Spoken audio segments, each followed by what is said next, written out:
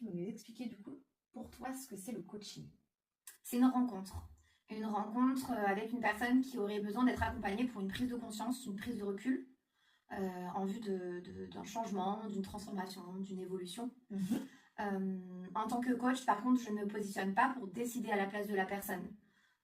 L'idée, c'est de l'accompagner pour qu'elle prenne les meilleures décisions pour elle, avec empathie et sans aucun jugement. C'est très important. Et de mon côté, je définirais mon coaching comme dynamique et empathique. Dynamique parce que j'aime bien matérialiser les échanges et donc je réalise beaucoup de mise en situation par rapport aux discussions et aux échanges que je peux avoir avec mes clients et toujours avec une grande empathie. Alors dis-moi, c'est quoi les thématiques que tu peux faire le plus travailler dans tes coachings? Alors tout d'abord, développer son leadership. Donc je suis une personne très énergique et je pense que c'est important d'avoir un développement de son leadership autant personnellement que professionnellement. Je dirais dans un second temps la confiance en soi, de pouvoir l'augmenter à son plein potentiel. C'est une notion qui intervient sur tellement de domaines de vie, que ce soit d'ailleurs en perso, en pro ou en couple. Ouais. Tout à fait.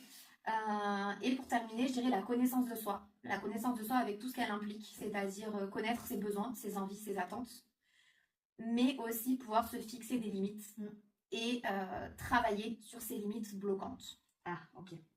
Je suppose que dans ton métier, tu as rencontré beaucoup de monde. Mais dis-moi, pourquoi tes clients ils viennent te voir et donc du coup, dans quel besoin? Alors, sur la partie développement personnel, j'ai souvent la problématique du burn-out qui revient. Donc, des personnes qui ont fait un burn-out et qui ont besoin justement de se recentrer sur elles et de faire le point sur leurs besoins actuels.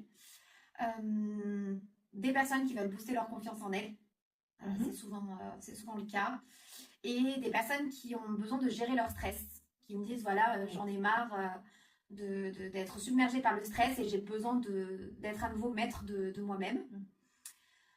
Ensuite, sur la partie accompagnement professionnel, j'ai plusieurs situations, alors notamment des reconversions.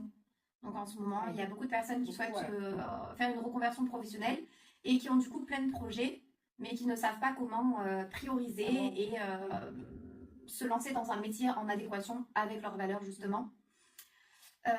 D'autres personnes qui viennent aussi parce qu'en fait elles ont été salariées pendant des années et qui souhaitent du coup se mettre à leur compte, mais qui ont besoin vraiment de conforter leur projet de création d'entreprise avec leur propre identité. Bien sûr.